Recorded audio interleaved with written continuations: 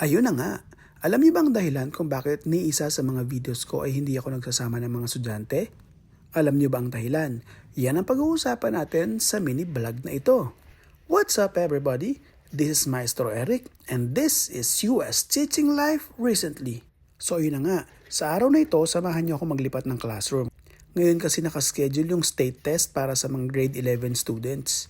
Yung state test na kukunin nila ay napakahalaga para sa school, para sa kanila, lalo na sa mga papasok ng college. At ang tawag dun sa state test na yon ay ACT Aspire. So yung state test na ito ay gaganapin dito sa building namin.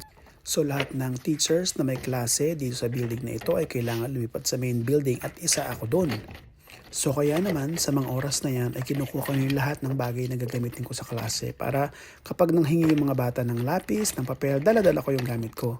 Pero syempre hindi ko kayang madala yung mga libro at saka mga computer kasi gagamitin yung mga computer sa mismong state test. Kasi yung state test na yon gamit ay computer. So tara na, ay nadala-dala ko na yung mga gamit ko papunta sana doon sa main building. Pero naalala ko, it's Thursday today, meron nga pala akong duty. Basically, isang beses sa isang linggo, meron ako isang oras na mag-morning duty. Yan yung lugar na babantayan ko. So kung mapapansin nyo, wala pang tao. So bago ko pumunta, dahil dadaanan ko naman yung lugar na yan, papunta doon sa assigned kong classroom, doon ako muna magstay sa morning duty ko. So ayun na nga, bakit nga ba hindi ako nag-i-include or nagsasama ng mga estudyante sa mga videos ko? Kahit alam ng mga bata na video ko at minsan yung may ilan sa kanila gustong sumama pero bawal.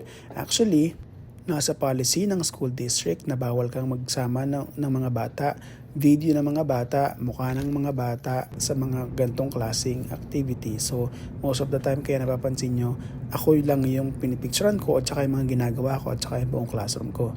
Kapag meron kang mga activities na mag-i-include sa mga bata sa mga videos, kailangan mong ihingi ng consent sa school district. So, kailangan mong ipagpaalam sa mga magulang na isasama mo yung mga bata, for example, sa videos ng mga activities mo sa klase.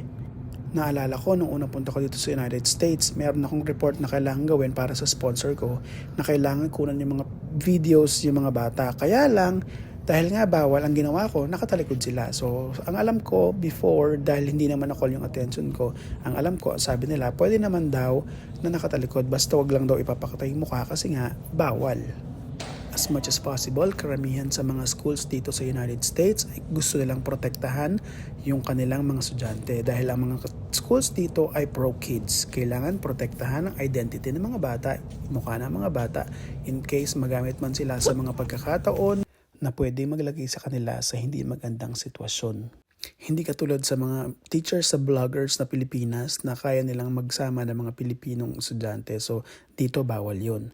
At alam nyo ba, ang mga bata sa Pilipinas napaka-sweet, napakagalang at napakalalambing basically sa mga teachers. Maraming pagkakataon na minsan naaakbayan yung mga estudyante sa Pilipinas. Even nung panahon ko na nasa Pilipinas pa ako, nangyayari yun. Pero dito bawal yun. Never touch kids, never do anything physically na mag-i-involve sa kanila sa mga ganong bagay. Kasi nga, pwede kang ma-harm, pwede kang makasuhan. Kaya as much as possible bilang teacher dito sa United States, kailangan mong ingatan na magkaroon ng physical contact sa mga bata. Kasi nga, katulad ng sabi ko, pro-kids sila. Malaki ang pangangalaga nila sa karapatan ng bata. So yun lang guys, for more story times about how was it to be an English teacher here in the United States, please like, comment, and follow.